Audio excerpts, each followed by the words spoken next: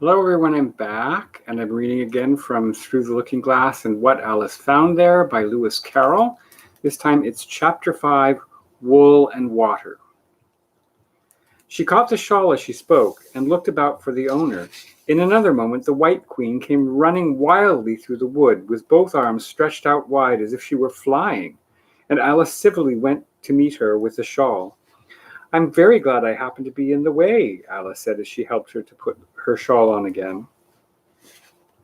The White Queen only looked at her in a helpless, frightened sort of way and kept repeating something in a whisper to herself that sounded like bread and butter, bread and butter. And Alice felt that if there was to be any conversation at all, she must manage it herself. So she began rather timidly, "Am I addressing the White Queen?" "Well, yes, if you call that addressing," the Queen said. "It isn't my notion of the thing at all."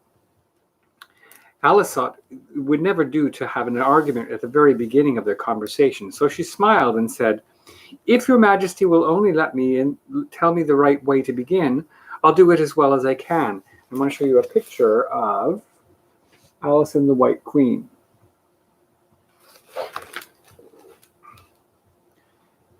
"But I don't want it to be done at all," groaned the poor Queen. "I've been addressing myself for the last 2 hours."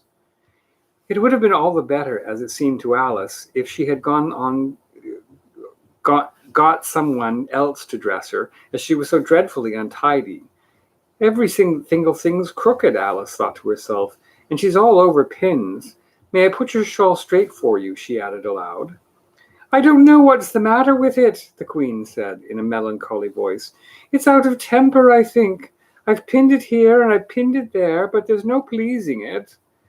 "It can't go straight, you know, if you pin it all on one side," Alice said as she gently put it right for her. "And dear me, what a state your hair is in." "The brush has got entangled in it," the Queen said with a sigh, "and I lost the comb yesterday."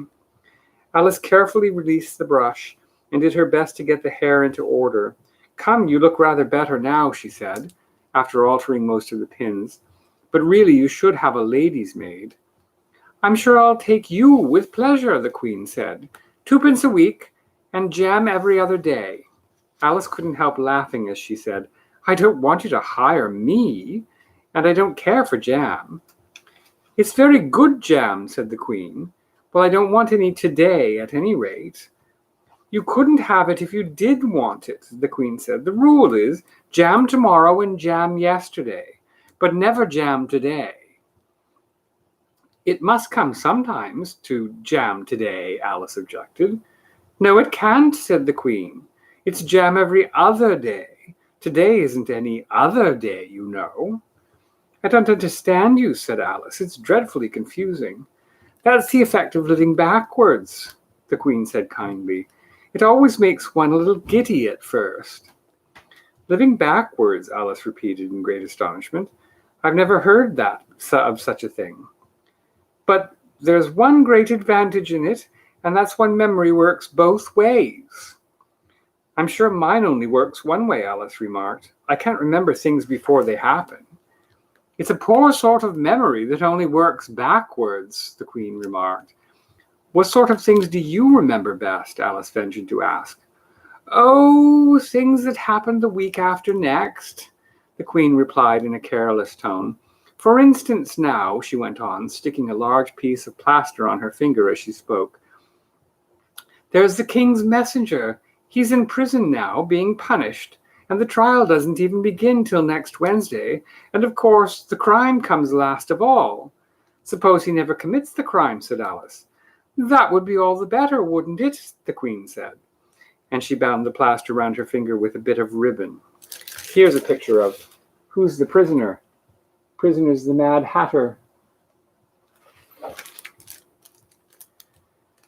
Alice felt there was no denying that. Of course it would be all the better, she said, but it wouldn't be all the better his being punished.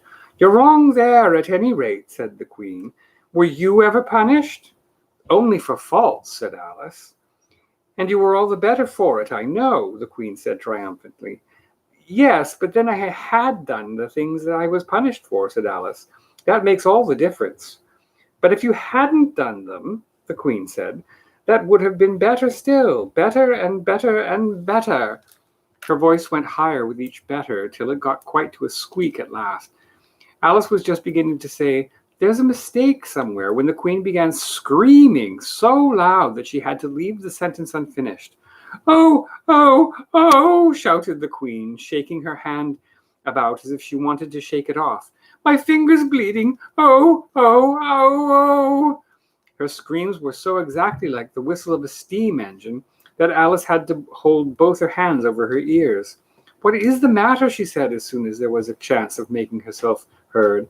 "Have you pricked your finger?" "I haven't pricked it yet," the Queen said, "but I soon shall. Oh, oh, oh." "When do you expect to do it?" Alice asked, feeling very much inclined to laugh. "When I fasten my shawl again," the poor Queen groaned. "The brooch will come undone directly. Oh, oh." As she said the words, the brooch flew open, and the Queen clutched wildly at it and tried to clasp it again. "Take care," cried Alice, "you're holding it all crooked." And she caught at the brooch, but it was too late. The pin had slipped, and the Queen had pricked her finger. "That accounts for the bleeding," she said to Alice with a smile. "Now you understand the way things happen here." "But why don't you scream now?" asked Alice, holding her hands ready to put over her ears again. "Why, I've done all the screaming already," said the Queen. "What would be the good of having it all over again?" By this time it was getting light. "The crow must have flown away, I think," said Alice. "I'm so glad it's gone. I thought it was the night coming on." "I wish I could manage to be glad," the Queen said, "only I never can remember the rule. You must be very happy living in this wood and being glad whenever you like."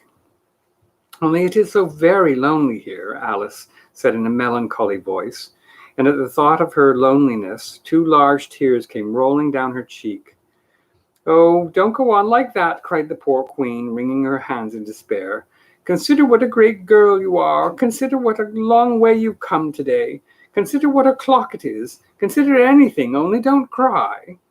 Alice could not help laughing at this, even in the midst of her tears. "Can you keep me from crying by considering things?" she asked. "That's the way it's done," the Queen said with great decision. "Nobody can do 2 things at once, you know. Let's consider your age to begin with. How old are you?" "I'm 7.5 exactly." "You needn't say exactually," the Queen remarked. "I can believe it without that. Now I'll give you something to believe. I'm just 101, 5 months and a day." "I can't believe that," said Alice. "Can't you?" the Queen said in a pitying tone. "Try again. Draw a long breath and shut your eyes." Alice laughed. "There's no use trying," she said. "One can't believe impossible things." "I dare say you haven't had much practice," said the Queen. "When I was your age, I always did it for half an hour a day. Why, sometimes I believed as many as 6 impossible things before breakfast. There goes the shawl again." The brooch had come undone as she spoke, and a sudden gust of wind blew the Queen's shawl across a little brook. The Queen spread out her arms again and went flying after it, and this time she succeeded in catching it for herself. "I've got it," she cried in a triumphant tone. "Now you shall see me pin it on again, all by myself." "Then I hope your finger is better now," Alice said very politely as she crossed the little brook after the Queen. "Oh, much better," cried the Queen, her voice rising to a squeak as she went on. "Much better, better, better, better." The last word ended in a long bleat, so like a sheep that Alice quite started. She looked at the Queen, who seemed to have suddenly wrapped herself up in wool. Alice rubbed her eyes and looked again. She couldn't make out what had happened at all. Was she in a shop? And was it really a sheep that was sitting on the other side of the counter? Rub as she would, she could make nothing more of it. As she was in a little dark shop, leaning with her elbows on the counter, and opposite to her was an old sheep sitting in an armchair, knitting, and every now and then leaving off to look at her through a great pair of spectacles. And here's Alice with the sheep in the shop. What is it you want to buy? The sheep said, looking up for a moment from her knitting. I don't quite know yet, Alice said very gently. I should like to look all around me first, if I might. You may look in front of you, and on both sides, if you like, said the sheep. But you can't look all around you, unless you've got eyes in the back of your head. But these, as it happened, Alice had not got, so she contented herself with turning round, looking at the shelves as she came to them. The shop seemed full of all manner of curious things, but the oddest part of it all was that whenever she looked hard at any shelf to make out exactly what it had on it, that particular shelf was always quite empty, though the others round it were crowded as full as they could hold. Things flow about here. Things go about so here, she said at last in a plaintive tone, after she spent a minute or two in vainly pursuing a large, bright thing that looked sometimes like a doll and sometimes like a workbox. And it was always in the shelf next above the one she was looking at. And this one is the most provoking of all. But I'll tell you what, she added, in a sudden thought struck her. I'll follow it up the very top shelf of all. It'll puzzle it to go through the ceiling, I expect. But even as this plan failed, the thing went on through the ceiling as quite quietly as possible, as if it were quite used to it. Are you a child or a teetotum? The sheep said as she took up another pair of needles. You'll make me giddy soon if you go on turning round like that. She was now working with 14 pairs at once, and Alice couldn't help looking at her in great astonishment. How can she knit with so many? The puzzled child thought to herself. She gets more and more like a porcupine every minute. Can you row? The sheep asked, handing her a pair of knitting needles as she spoke. Yes, a little, but not on land, and not with needles, Alice was beginning to say, when suddenly the needles turned into oars in her hands, and she found they were in a little boat gliding along between banks. And there was nothing for it but for her to do her best. And here's a picture of them. In a boat in the shop on the water. Feather, cried the sheep as she took up another pair of needles. This didn't sound like a remark that needed any answer, so Alice said nothing but pulled away. There was something quite queer about the water, she thought, and every now and then the oars got fast in it and would hardly come out again. Feather, feather, the sheep cried again, taking more needles. You'll be catching a crab directly. A dear little crab, thought Alice. I should like that. Didn't you hear me say feather? The sheep cried angrily, taking up quite a bunch of needles. Indeed I did, said Alice. You've said it very often and very loud. Please, where are the crabs? In the water, of course, said the sheep, sticking some of the needles into her hair as her hands were full. Feather, I say. Why do you say feather so often? Alice asked at last, rather vexed. I'm not a bird. You are, said the sheep. You're a little goose. This offended Alice a little, so there was no more conversation for a minute or two, while the boat glided gently along, sometimes among the beds of weeds, which made the oars stick fast in the water worse than ever, and sometimes under trees, but always with the same tall riverbanks frowning over their heads. Oh, please, there are some scented rushes, Alice cried in a sudden transport of delight. There really are, and such beauties. You needn't say please to me about 'em, the sheep said without looking up from her knitting. I didn't put 'em there, and I'm not going to take 'em away. No, but I meant please. May we wait and pick some, Alice pleaded. If you don't mind stopping the boat for a minute. How am I to stop it, said the sheep. If you leave off rowing, it'll stop of itself. So the boat was left to drift down the stream as it would till it glided gently in among the waving rushes. And then the little sleeves were carefully rolled up, and the little arms were plunged in elbow deep to get hold of the rushes a good long way down before breaking them off. And for a while Alice forgot all about the sheep and the knitting, and she bent over the side of the boat with just the ends of her tangled hair dipping into the water, with bright, eager eyes, she caught one bunch after another of the darling scented rushes. I only hope the boat won't tipple over, she said to herself. Oh, what a lovely one. Only I couldn't quite reach it. And she certainly did seem a little provoking, almost as if it had happened on purpose, she thought. And that, though she managed to pick plenty of beautiful rushes as the boat glided by, there was always a more lovely one that she couldn't reach. The prettiest are always further, she said at last with a sigh at the obstinacy of the rushes in growing so far off, as with flushed cheeks and dripping hair and hands she scrambled back into her place and began to arrange her newfound treasures. What mattered it to her just then was that the rushes had begun to fade and to lose all their scent and beauty from the very moment that she had picked them. Even real scented rushes, you know, last only a very little while, and these, being dream rushes, melted away almost like snow as they lay in heaps at her feet.